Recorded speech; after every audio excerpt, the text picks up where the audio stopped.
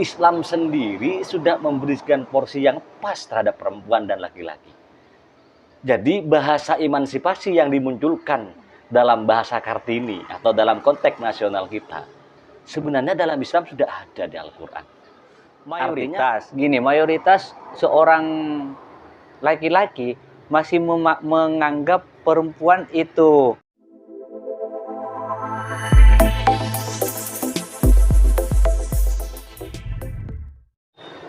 Halo teman-teman, kita jumpa lagi.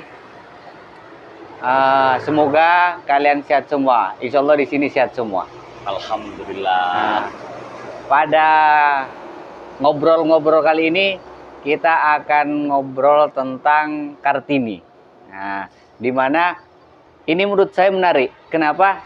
Yang biasanya yang ngobrol Kartini atau kesetaraan antara laki-laki dan perempuan itu perempuan. Iya. Nah, kita yang akan berbicara sekarang laki-laki. Laki-laki. Tapi kita nanti akan bahas dengan konsep yang menyeluruh. Nah, iya, konsep yang kira-kira agak berbeda sedikit lah daripada yang lain. Yang jelas, tapi tetap ini kita berbagi pengetahuan dan pengalaman. Betul, berbagi pengetahuan dan pengalaman.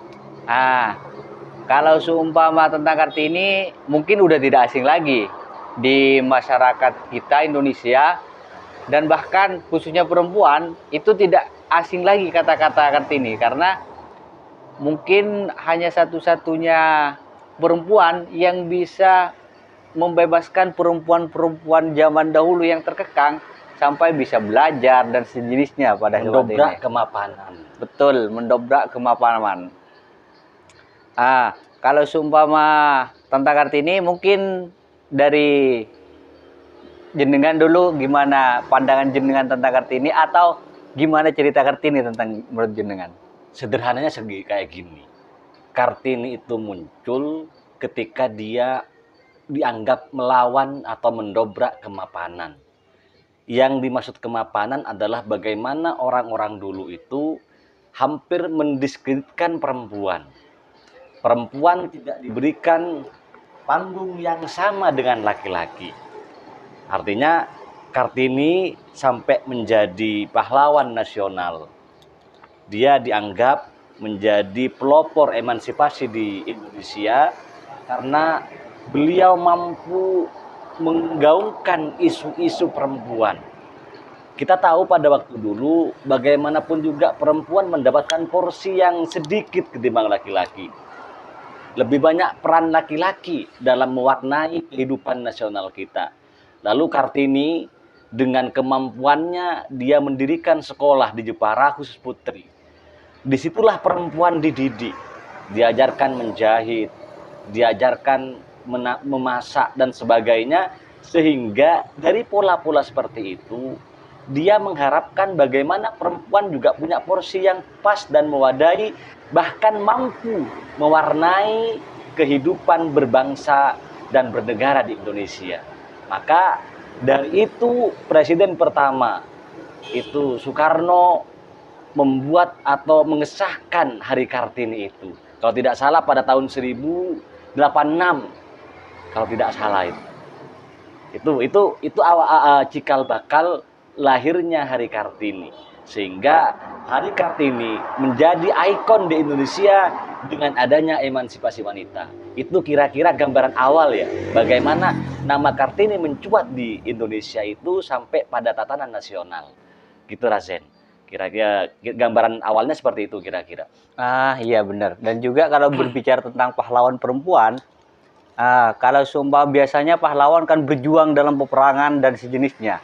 Mungkin pertama kali yang dalam pahlawan itu secara pemikiran atau pengetahuan itu pertama kali adalah Kartini. Betul. Khususnya di perempuan ya. Khususnya di perempuan. Itu. Kalau yang lain kebanyakan itu berjuang berperang, membela negara dan sejenisnya. Tetapi pertama kali perempuan yang jadi pahlawan dalam bidang pengetahuan itu pertama kali Kartini. Mungkin di sini secara umum Kartini seperti itu. Kita akan membahas bagaimana generasi Kartini selanjutnya, atau sebelum Kartini siapa dalam Islam atau dalam agama lain juga, atau tokoh-tokoh yang juga perannya dalam perempuan itu bagus. Kita secara umum berbicara perempuan. Nah, karena di tokoh perempuan dalam Indonesia adalah yang paling melejit itu adalah Kartini, maka ini kebetulan pada hari Kartini, maka kita membahas Kartini-Kartini muda atau Kartini-Kartini siapa lagi yang kita ketahui. Tapi barusan yang membuat menarik bagi saya sebenarnya adalah ketika Razan memunculkan bahasa Islam. Ketika bicara Islam berarti kita tidak lepas bagaimana kita mengacu pada zaman ya pertama kali disyariatkan Islam, yaitu Nabi. Nabi Muhammad dengan kitab sucinya Al-Quran sebagai mukjizat yang kita sebenarnya Islam sendiri sudah memberikan porsi yang pas terhadap perempuan dan laki-laki. Jadi bahasa emansipasi yang dimunculkan dalam bahasa Kartini atau dalam konteks nasional kita sebenarnya dalam Islam sudah ada di Al-Quran. Artinya Al-Quran tidak pernah membedakan laki-laki dan perempuan. Cuma yang perlu kita pahami memang ada sekat yang memang tidak boleh sama antara laki-laki dan perempuan. Kalau kita memaksa laki-laki dan perempuan sama total, ini saya pikir juga tidak bisa, Razan. Kenapa? Kita kembali pada konteks kasus. Bagaimana dulu di masa jahiliyah itu ketika ada seorang lahir perempuan dibunuh. Kenapa? Karena lahirnya seorang perempuan ini dianggap aib oleh orang-orang jahiliyah. Maka Islam datang mengangkat derajat perempuan begitu luar biasa sampai diharamkannya pembunuhan dan sebagainya terhadap orang-orang perempuan ini. Itu yang pertama. Yang kedua, Islam juga tidak memandang siapapun laki-laki, tidak. Maka Allah melihat ya yang paling bagus dalam versi Al-Quran itu adalah takwanya. Yang paling bertakwa dialah orang yang termulia di sisi. Artinya apa? Emansipasi yang digaungkan ini, Al-Quran sudah mengkanter dalam emansipasi dalam Islam itu sebenarnya ya tidak ada. Kalau mau kita mengatakan tidak ada, kenapa? Karena Nabi pernah bersabda kalau tidak salah seperti ini. Itu annal mar'ah syaqaiqur rijal. Perempuan itu adalah saudara laki-laki. Ketika saudara berarti kan sama. Itu. Cuma mungkin yang penting kita klarifikasi dengan jelas, emansipasi sih oke. Tapi jangan sampai emansipasi kebablasan. Maka kalau ngomong Kartini-Kartini selanjutnya, ini kan agak pemahaman yang keluar dari konteks emansipasi. Kita cek. Raden Ajeng Kartini, dia memperjuangkan perempuan dari segi pendidikan. Agar porsinya sama. Kenapa? Karena mau tidak mau memang perempuan ini adalah ratu. Perempuan adalah sumber. Kenapa? Karena dia adalah guru pertama yang akan mendidik anak-anak baik. Sehingga Kartini berharap dengan pendidikan, porsi pendidikan yang baik untuk perempuan, maka diharapkan nanti dia menjadi ibu-ibu yang baik. Ini yang agak sekarang saya ragukan, Razan. Emansipasi contohnya emansipasi di barat. Sampai ada seorang perempuan tidak mau melahirkan. Ini kan sudah keluar dari kodrat.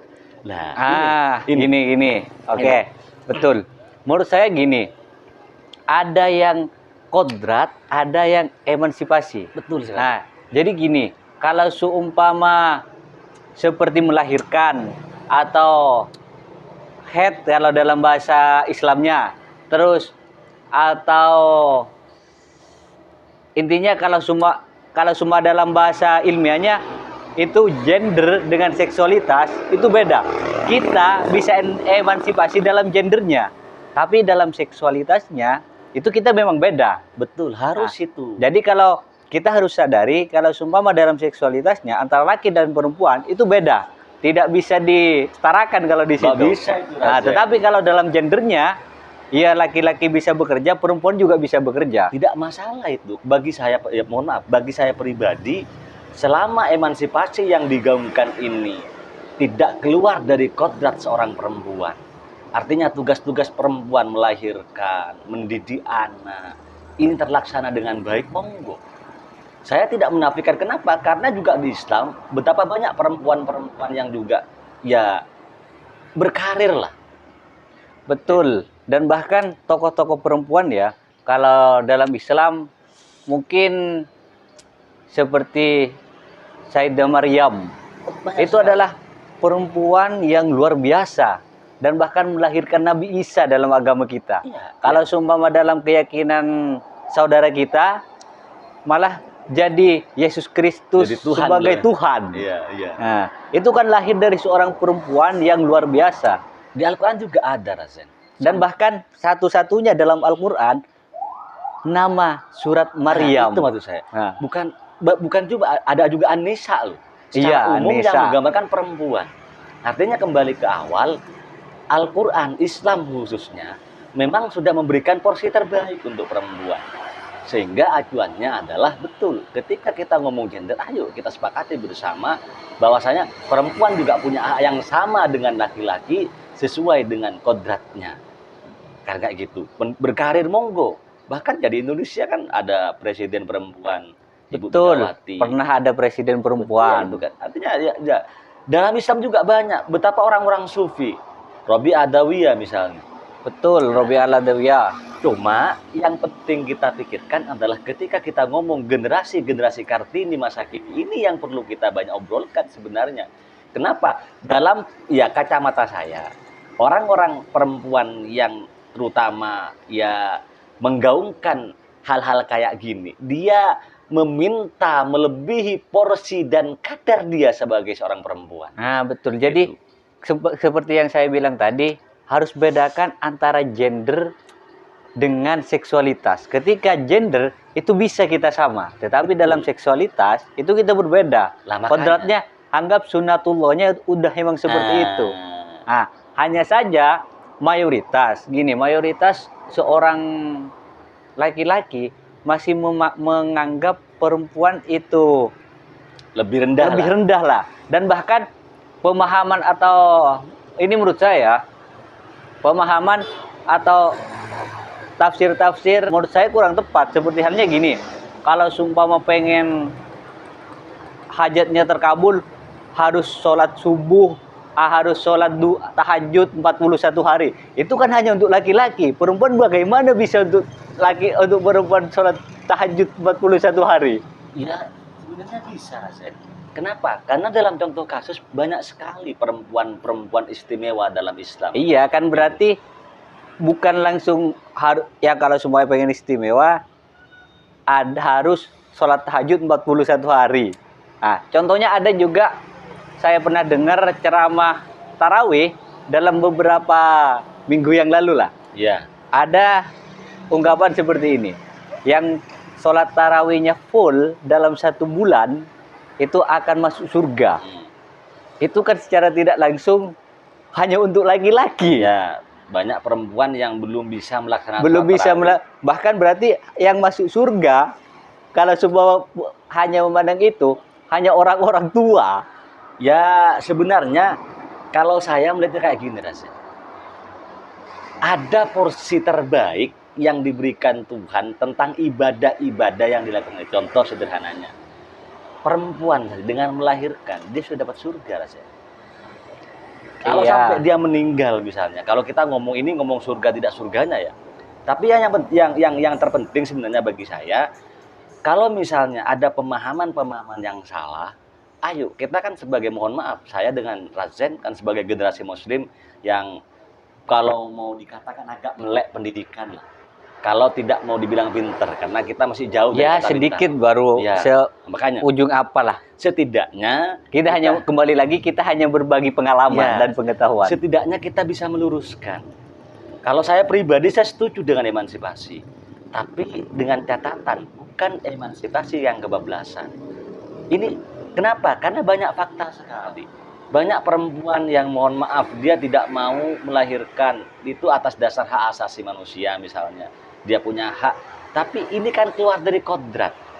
Nah, ini emansipasi yang seperti ini yang saya tidak suka. Kenapa? Karena bukan emansipasinya. Kenapa? Karena dia keluar dari kodrat yang ada. Contoh yang meskipun LGBT misalnya, perempuan dia mengatakan ini hak saya suka dengan perempuan atas dasar hak dan asasi atau emansipasi lah. Kita sama dengan perempuan punya, meskipun di laki-laki juga ada kan yang LGBT. Tapi ketika hal-hal yang keluar dari pakem lalu di atas dasarkan emansipasi, ini yang saya tidak setuju. Kayak gitu. Sehingga ayo kita kembalikan emansipasi itu sesuai dengan porsinya. Kenapa? Karena di Al-Quran sudah jelas bagaimana dia mengasih porsi terbaik terhadap perempuan. Terkadang perempuan sendiri yang menghinakan, mohon maaf, dalam tanda kutip, dengan perilaku-perilaku yang di atas namakan emansipasi atau gender. Betul. Gitu. Nah, benar sekali. Oh ya, kalau semua agak berisik-berisik ya teman-teman, kita ngobrolnya di pinggir jalan. Betul, Nah, ya. jadi dimaklumi aja. Dimaklumi. Kenapa? Nah. Karena kita memang cari momen yang pas karena besoknya kita sudah Hari Kartini. Hari Kartini gitu. dan juga ya berbarengan dengan Lebaran. Lebaran gitu. Gini juga. Dengan ungkapan Kartini juga yang saya lihat perempuan itu juga menurut saya luar biasa banget. Dan bahkan apa yang ada dalam perempuan itu belum tentu laki-laki sanggup belum melakukannya. Belum tentu. Dan juga kembali lagi bilang hak asasi manusia. Jadi saya ingat ungkapan Habib Hussein Ja'far. Gimana Gini. Kebanyakan orang menuntut hak asasi manusia, tapi tidak pernah menuntut kewajiban asasi manusia. Makanya Padahal sebelum ada hak asasi harus ada kewajiban dulu. Contohnya bekerja dalam suatu perusahaan. Nah, kita melakukan kewajiban-kewajiban dulu, nanti baru kita ada haknya. Makanya saya mengatakan, ayo kita kembalikan porsi emansipasi itu pada tempatnya. Selama tidak keluar konteks sebagaimana ya kita yakini bersama kebenarannya, ini kan Barat sering menjustifikasi bahwasanya bagaimana Islam ini mendeskripsikan perempuan. Padahal kalau kita mengkaji literatur keagamaan, baik Al-Quran, hadis, ini jelas teksnya. Betapa agama kita memberikan porsi terbaik terhadap perempuan. Ya, lagi-lagi misalnya, ya kayak yang menjadi esensi perempuan adalah melahirkan misalnya. Ini perempuan adalah rahim peradaban. Sehingga saya tidak heran kalau bagaimana Kartini menuntut perempuan juga punya hak dalam pendidikan, ini wajar. Kenapa? Karena akan lahir generasi-generasi yang baik dari perempuan-perempuan yang baik. Dalam artian mampu mendidik anaknya dengan baik. Nah, dan bahkan dalam sejarah, kan ada kan siapa istri Rasulullah yang juga intelektualnya itu luar biasa? Ya, banyak sekali istrinya beliau itu. Enggak, yang intelektualnya, saya lupa. Kalau seumpama dalam perdagangan kan istri pertama. Ya, sudah ketiga itu. Dan kalau dalam intelektual siapa lupa saya. Intinya ada. Jadi dan juga selain dari itu perempuan menurut saya apa yang bisa, contohnya kalau seumpama laki-laki bisa mendirikan pondok pesantren dan bahkan di Sumeneb Madura ada banyak perempuan-perempuan yang mendirikan pondok pesantren. Dan bahkan Nyi Akidah Usmuni, ya, itu juga pendiri pondok pesantren. Dan bahkan kalau semua di Gapura Timur itu ada di utaranya pondok pesantren Nasatul Muta'alimin, itu juga pengasuhnya perempuan. Banyak sekali. Banyak perempuan. Di Indonesia ini sudah luar biasa. Tinggal sekarang bagaimana kita memahami emansipasi itu sesuai dengan konteks yang ada. Betul. Dan bahkan yang saya tahu juga di Sumeneb itu juga ada sufi perempuan yang terletak di Lenteng makamnya, astanya. Ya. Namanya kalau nggak salah Nyi Cendir. Itu adalah masih keturunan dari Astaka Tandur. Itu kalau semua diurut itu masih keturunan Sunan Kudus. Ya, kalau kita juga menarik itu, banyak sekali contoh yang bisa kita ambil. Dalam Islam itu wali perempuan banyak sekali. Banyak Perempuan banget. satu saja dia tidak bisa menjadi rasul atau nabi. Kalau nabi kayaknya ada. Saya enggak ini, yang jelas kalau utusan itu harus laki-laki. Ya kenapa? Karena kembali kepada konteksnya. Di Al-Quran ar-rijalu qawwamuna 'alan nisa. Ini ayat ini bukan dalam rangka mendeskripsikan perempuan. Kenapa? Karena memang secara fisikis, secara mental berbeda. Coba cowok dan cewek misalnya. Kalau misalnya cewek dirayu sedikit I love you misalnya, ini sudah bapernya minta ampun.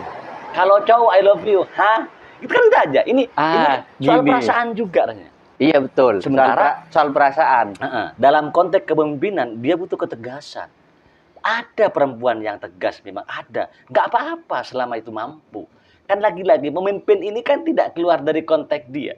Selama konteks-konteks ini, konteks-konteks keperempuanan mereka masih ya lancar, aman dan nyaman, monggo. Kalau saya tidak ada masalah.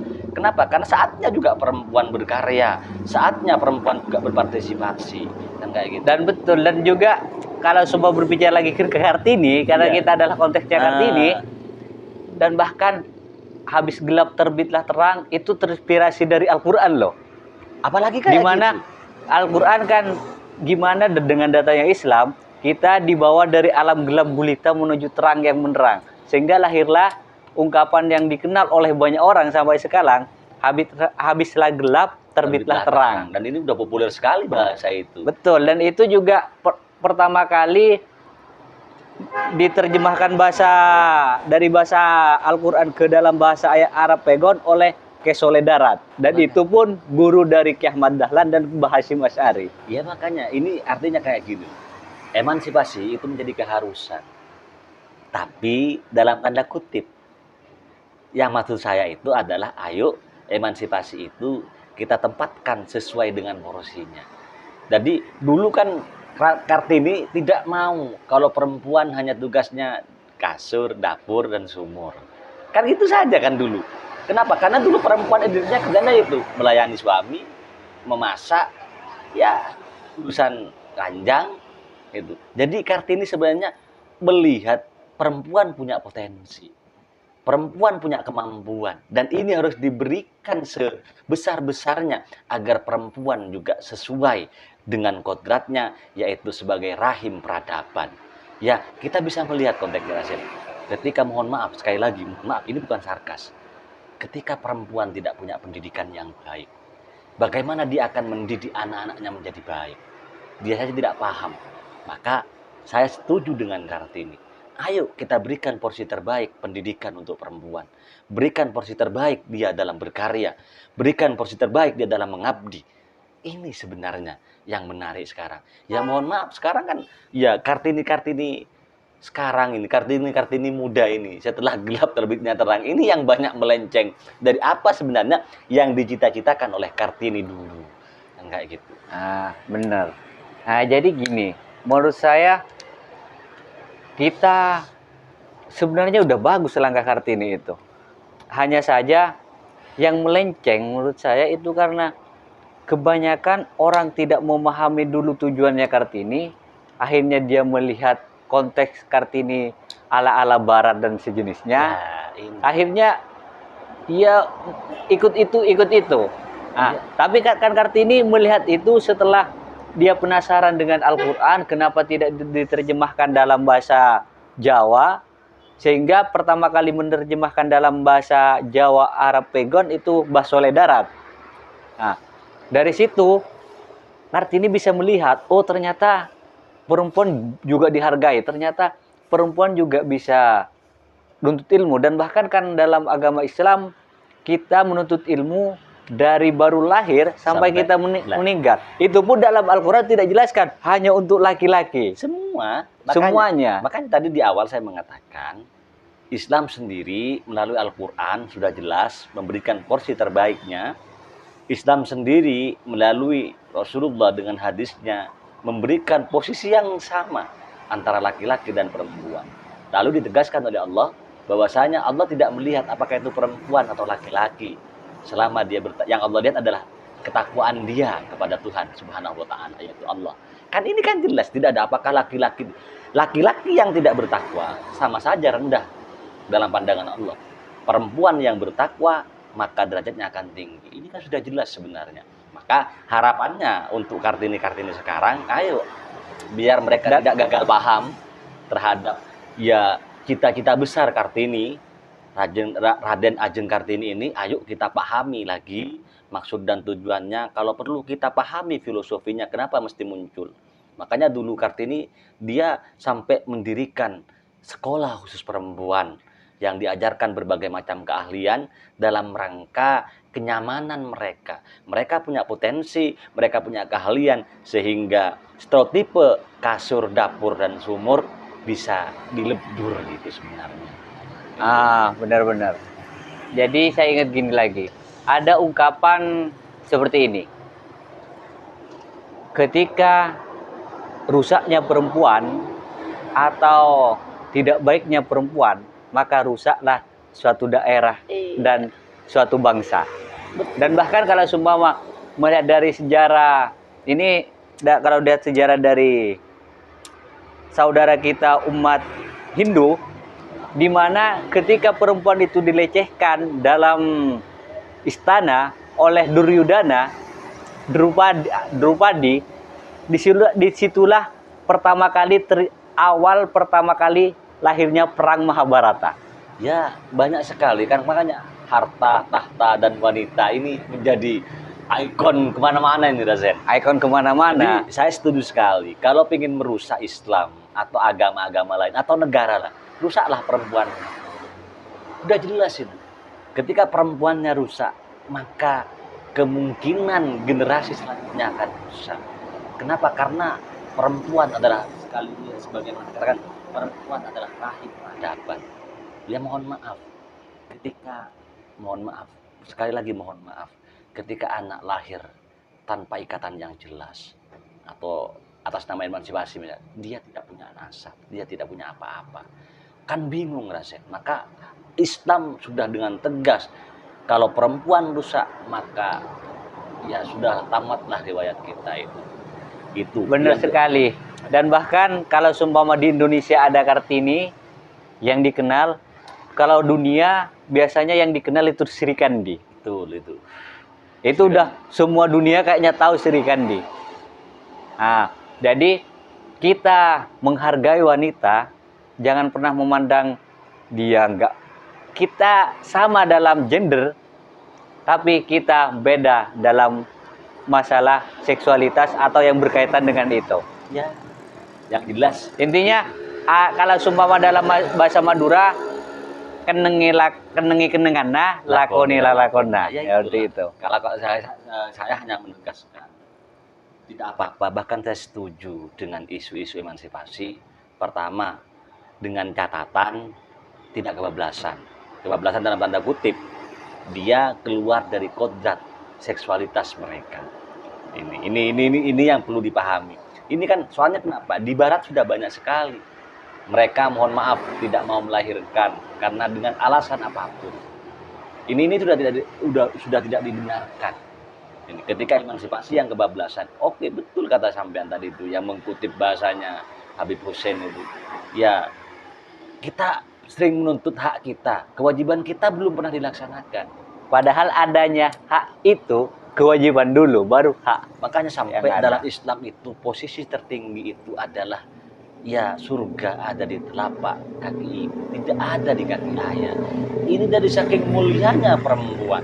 Lalu apakah dengan alasan apapun kita akan merusak penghormatan yang Allah berikan kepada seorang perempuan?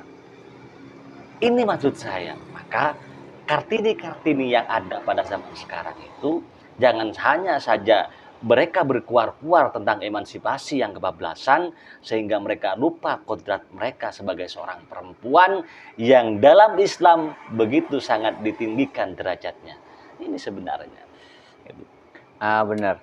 Jadi gini, kalau seumpama berbicara perempuan, ini tidak akan ada habisnya. Betul sekali. Yang jelas mungkin Razen kita ya ini sebagai informasi awal, nanti bisa kita nanti di konten-konten selanjutnya kita bisa memperdalam kajian-kajian ya feminisme, emansipasi. Kenapa?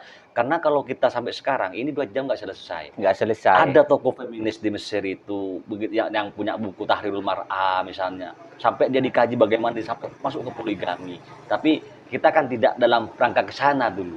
Ini kita dalam ya ini adalah pemanasan. Mungkin suatu saat ada teman kita atau ada aktif dalam dunia Kartini yang mendalami secara mendalam sesuai dengan konteks Kartini, kita bisa ngobrol-ngobrol bareng nanti. Ya, nanti bisa komen di bawah. Ya feedback dengan baik. Dan itu memang harapan kita. Biar kita juga terus ada kesinambungan tentang pemahaman Kartini dan emansipasinya. Dan juga kita menurut saya bantu teman-teman perempuan kita, saudara-saudara perempuan kita, bagaimana menjadi Kartini yang sebenarnya Kartini. Betul, Nah, itu. jadi laki-laki jangan cuma jadi penonton, tapi juga membantu teman-teman kita, yang perempuan, karena menurut saya perempuan itu adalah teman melangkah kita. Nah, meskipun ini belum sama-sama berkeluarga ya. Jadi saya selalu bilang sama teman seperti ini. Kalau sumpah meskipun saya belum keluarga lagi, meskipun kalau ini laki promosi atau apa, Razen? enggak nanti itu udah berkeluarga belum? Takut ada komen seperti itu. Biasanya teman-teman itu usil. Nah, jadi sebelum usil ngomongin dulu. Saya bilang sama teman, kalau sumpah perempuan itu sendirian, itu seperti orang kakinya satu. Sekuat-kuatnya kaki satu, itu akan lemah di suatu saat. Tapi kalau sumpah berkeluarga bersuami, nanti karena ada dua kaki, kita bisa jalan bareng. Dan bahkan ada ungkapan kan, laki-laki hebat pasti ada perempuan hebat di belakangnya. Makanya ini yang tidak perlu dilupakan. Ya, bahwasanya hadis Nabi begitu betul itu. Yang tadi saya baca itu bahwasanya annal mar'a saqaiqur rijal, ya saling melengkapi, saling menyempurnakan. Itu. Jadi mungkin Razen kita anggap cukup dulu ya. Ya, anggap cukup. Kita kalau ngobrol ini nggak selesai. Sudah selesai. Nah, apakah ada statement closing dari Razen? Kalau saya gini, didiklah anak-anak muda kita, karena anak muda khususnya masih kecil-kecil, didiklah karena dasarnya di situ. Ketika dasarnya kuat, seperti bangunan, ketika dasarnya kuat, maka goncang-goncang apapun bangunannya, sekokoh-kokoh apapun bangunannya, maka tetap akan bagus. Tetapi ketika ketika dasarnya itu jelek, nggak baik, maka digoncang sedikit, dikasih bangunan yang bagus, maka akan roboh. Nah, maka didiklah dari kecil, baik itu masih MI atau SD atau bahkan PAUD dan seterusnya, kita kenalkan Kartini, bagaimana hubungan laki-laki dan perempuan yang benar, gendernya seperti apa, seksualitasnya seperti apa yang tidak boleh dilanggar, sesuai sunatullahnya aja lah, seperti itu. Kalau saya hanya menambahkan saja, silahkan kawan-kawan mudi sekarang itu berpikir emansipasi, silahkan dia menuntut apapun yang menjadi hak kalian para perempuan, tapi pesannya satu, teladani, pahami apa-apa yang telah diperjuangkan oleh Raden Ajeng Kartini. Jadilah Kartini mudi yang mampu menjadi pendobrak perubahan-perubahan khususnya di Indonesia. Itu saja Razen. Kita cukup ya? Oh ya, cukup. Jadi untuk teman-teman semua, selamat Hari Kartini. Selamat Hari Kartini dan sampai jumpa lagi kembali.